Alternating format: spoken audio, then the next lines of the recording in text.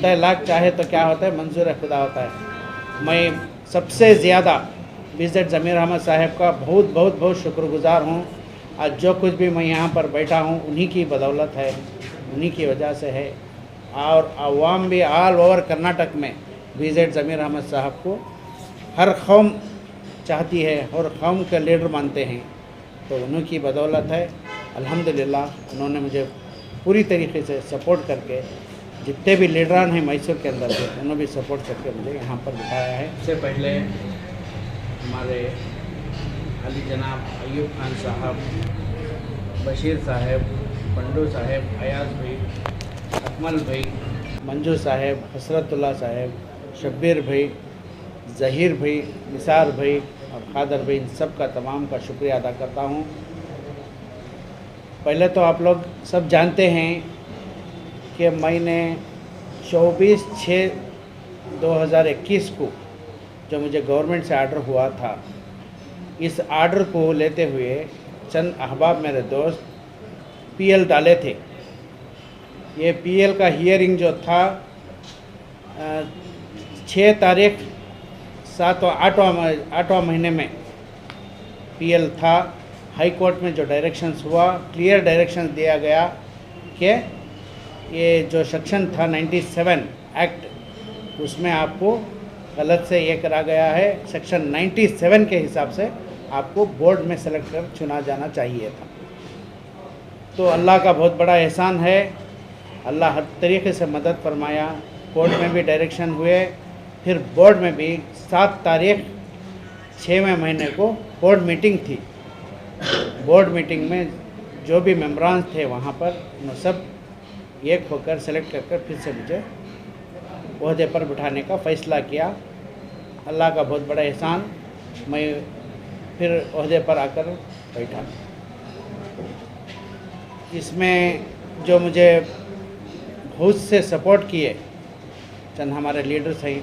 First of all Siddaramaiah साहब हमारे, फिर बीजेड ज़मीर अहमद साहब, नासिर साहब, नासिर हुसैन साहब और रिजवान अरशद साहब, तमाम लीडर मैसूर के जितने कारपोरेटर्स हैं, एक्स मेयर्स, सब तमाम ने मिलकर मुझे इस सीट पर बिठाने का मौका दिया फिर से। अल्हम्दुलिल्लाह अल्लाह का एहसान है। और ज़रे बीच में अफवाह भी उठी थी कि मैं वक्फ बोर्ड क्या है वो जानता नहीं करके बोले, फिर मेरे को रबर स्टैंड भी बोले। इंशाअल्लाह इस वजह से जो काम मैं करके दिखाना चाहता हूँ सब उनको खुद ब खुद समझ में आ जाएगा। जो भी मेरे बारे में सोच कर ये करेंगे, अल्लाह उनको नेक हिदायत दे दे, नेक तौफीक दे दे। इन तमाम का साथ मैं लेकर चलना चाहता हूँ। जी, आज की मजलिस के रूह रवां नौ मुंतखब चेयरमैन जनाब गयास पाशा साहब उर्फ अकरम साहब और इस तमाम कार्रवाई के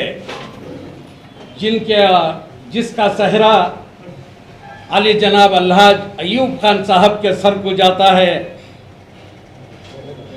और हमारे साबिक़े मेयर जनाब आरिफ हुसैन साहब के सर जाता है। और इस मजलिस में आज यहाँ पर मैसूर सिटी कॉरपोरेशन के कारपोरेटर जनाब बशीर अहमद साहब, जनाब अयाज अहमद उर्फ पंडू साहब, अकमल साहब, मंजू साहब और हमारे खुबा मस्जिद के सेक्रेटरी जनाब ज़हीर अलग साहब और मौजूद हाज़रीन इकराम और नाज़रीन इकराम, अस्सलामु अलैकुम रहमतुल्लाहि व बरकातुहू।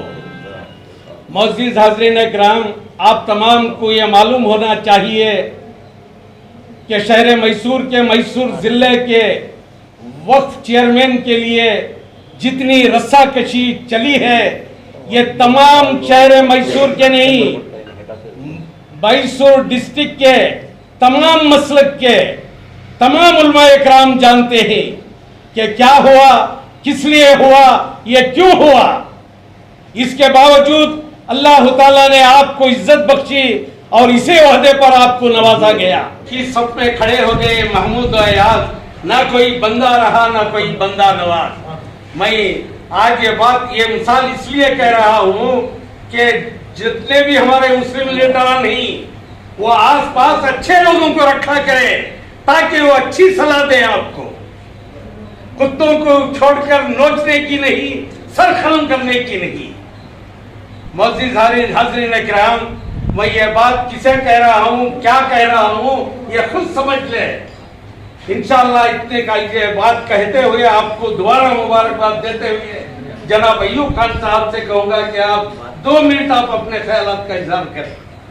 चंद ही दिनों में इस वक्फ बोर्ड के ऑफिस में दूसरी बार आने का हमें मौका मिला है। चंद दिन पहले ही अली जनाब गयाज अहमद साहब मैसूर डिस्ट्रिक्ट वक्फ एडवाइजरी कमेटी के चेयरमैन बनकर आए थे,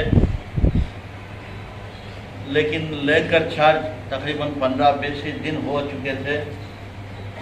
इनके चाहने वाले कुछ लोग, इनके दोस्त कोर्ट को जाकर इनके चेयरमैनशिप के बारे में कोर्ट में चैलेंज किए। कोर्ट में चला था, कोर्ट का आर्डर हुआ कि हुकूमत से बनाए हुए चेयरमैन गलत होता है, वक्फ बोर्ड की कमेटी को ही इख्तियार है कि ये चेयरमैन वक्फ बोर्ड कमेटी बनाया जाए। तो कोर्ट की हिदायत पर फिर एक बार वक्फ बोर्ड के अंदर इनका नाम पेश किया गया। कानून के तहत वक्फ बोर्ड की मीटिंग में इनके नाम पर बहस चली, चर्चा चली और वक्फ बोर्ड मीटिंग जो है, जो 15 या 20 दिन पहले हुई थी, उस मीटिंग में फिर एक बार गयास अहमद उर्फ अकरम साहब का नाम अप्रूव हुआ और अल्लाह के फजल करम से फिर दोबारा मैसूर डिस्ट्रिक्ट वक्फ एडवाइजरी कमेटी के चेयरमैन बनकर यहाँ पर आए। इस वक्त मैं अकरम साहब को मुबारकबादी देना चाहता हूँ और ये भी कहना चाहता हूँ, जब अल्लाह ताला ये काम के लिए एक आदमी को चुन लेता है तो उसको रोकने वाले लाखों हजारों है तो भी कुछ नहीं कर पाते। तो अल्लाह ने इनको इस काम के लिए चुना हुआ है। ये जिम्मेदारी का काम है। ये जिम्मेदारी ऐसी जिम्मेदारी है,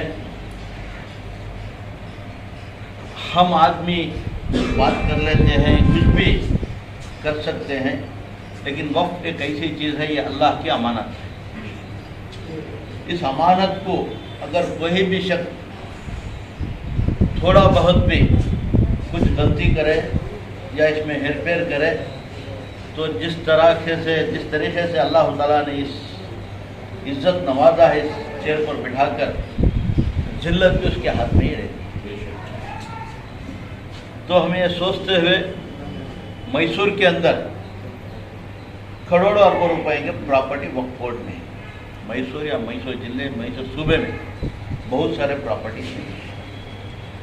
यहाँ पर आकर बैठना ये मकसद नहीं है, चेयरमैन नाम लेना एक मकसद नहीं है, लेकिन काम करना एक बहुत बड़ा मकसद है। जैसा कि पिछले बार इनको ब्रांड किया गया, अकरम साहब रबर स्टैंप है, वक्फ के माने नहीं मालूम, वक्फ क्या चीज़ है इनको पता नहीं है, फिर भी लाकर बिठा दिए। ये दूसरी बार बैठना, इस पर ये यकीन होता है, इसका मिसाल है कि अल्लाह ताला लाख जने लाख बोले तभी जो ऊपर वाला चाहता वही होता है। इनके दिल को जानने वाला बेहतर अल्लाह ताला है। तो बेशक उस दिनों वक्फ के माने शायद नहीं बोले होंगे, लेकिन मुझे उम्मीद है कि वक्फ के माने मालूम नहीं तो भी वक्फ में काम करना अच्छी तरीके से आता है। वक्फ को संभाल कर लेके जाना, वक्फ क्या चीज़ है समझकर काम करना, अच्छी तरीके से आता है। आने वाले दिनों में मैं समझता हूँ कि हम पूरे कारपोरेटर्स यहाँ पर हैं, सबका साथ है, हम सब अक्रम के साथ हैं, काम करने के लिए इनको हिम्मत और ताकत देने के लिए भी हम सब तैयार हैं। आगे बढ़े, काम करें। और जैसा शबीर साहब ने कहा था कि इस दूसरी बार बनाने में इसका चेहरा मुझे आरिफ खान ये नहीं है, पहले ही कह चुका हूँ मैं, अगर अल्लाह चाहता था तो बन चुके। लेकिन इस रियासत के अंदर इसको बनाने के साथ साथ लीडरशिप बढ़ाना और नए नए नौजवानों को एक अहदे पर लाकर कौम की क़यादत देना चंद लीडरों का काम है। शायद बेंगलुरु के लीडरशिप आली जनाब ज़मीर अहमद साहब, आली जनाब रिजवान अहमद साहब, नसीर साहब और सिद्धरामैया जी, चारों ने इसको महसूस करते हुए लीडरशिप लाना है, यंगस्टर्स को आगे लाकर एक न एक ओहदा देकर उनको आगे बढ़ाना है, ये सोचते हुए उन्होंने कोशिश कर इस सीट को दिलाने में कोशिश की थी। मैं इस वक्त इन सब लोगों का शुक्रगुजार हूँ। यहाँ सिर्फ मैं, आरिफ, हसरत या पंडू, बशीर ऐसा नहीं है। बेंगलुरु की लीडरशिप काम कर पहली बार कर्नाटका के अंदर हर ज़िले में, हर सूबे में एक एक नौजवान या दो दो नौजवान आगे बढ़ना है, ये सोचते हुए पहली बार अकरम साहब को इस जगह पर बिठाने की कोशिश की है। इन सब का शुक्रिया अदा करते हुए मैं उम्मीद करता हूँ कि आने वाले दिनों में अकरम साहब और चंद दिनों में जो टीम आएगी, इनकी मेंबर्स वगैरह लिस्ट अप्रूव अगर सब मिलकर एक अच्छा काम करेंगे और इस काम से मैसूर के गरीबों को, मैसूर के स्टूडेंट्स को, इन सबको इनके काम से और इनसे सहूलत पहुंचेगी। ये कहते हुए फिर एक बार मैं इनको मुबारकबादी देते हुए अपनी जा रहा हूँ। शुक्रिया।